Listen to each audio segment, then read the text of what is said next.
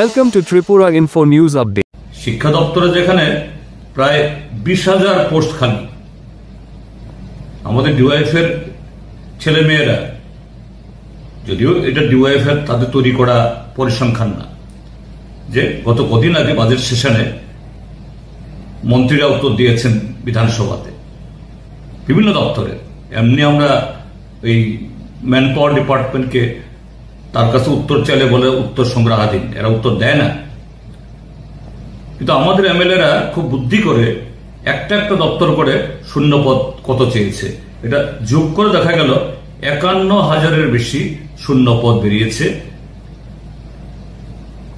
তারপরও 18-19টা ডিপার্টমেন্টের কোনো তথ্য আসেনি। সে 18-19টা দপ্তর থেকে যে তথ্য আসে, এটা কোথায় গিয়ে দাঁড়াবে এটা অনুমান করতে একটু অনুমান করলেই যে আতঙ্ক ধরে যায় যে কত হাজার পোস্ট ভ্যাকান্সি।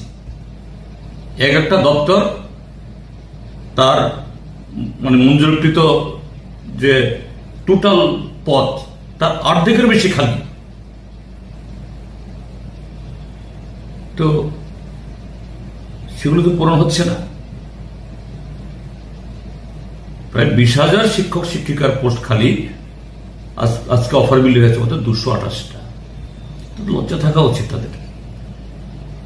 ত্রিপুরাজ্যের মানুষের কাছে এই কথাগুলি বলার আগে 7 বার ভাবা উচিত যে এরকম যে অফার আবার মেলা, হাজার হাজার পোস্ট পাখি রেখে তুমি 228টা এই মরুভূমির মধ্যে একটু জল ছিটিয়ে দিয়ে আবার তুমি বলো মেলা। স্বচ্ছতা দাবি করছে, আগে জবাব দিক কি করে গ্রুপ ডি পোস্টে পশ্চিমবাংলা আসামের ছেলে মেয়েরা চাকরি পায়, কি করে পিআরটিসি যাদের থাকে না পশ্চিমবাংলার ছেলে মেয়েরা, এদের তো পিআরটিসি নেই স্বাভাবিকভাবেই।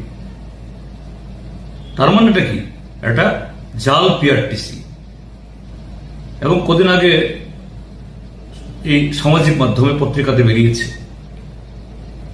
কমলপুরে শাসক দলেরই নগর পঞ্চায়েতের সদস্য কদিন আগেও বিজেপির পতাকা নিয়ে হেঁটেছেন।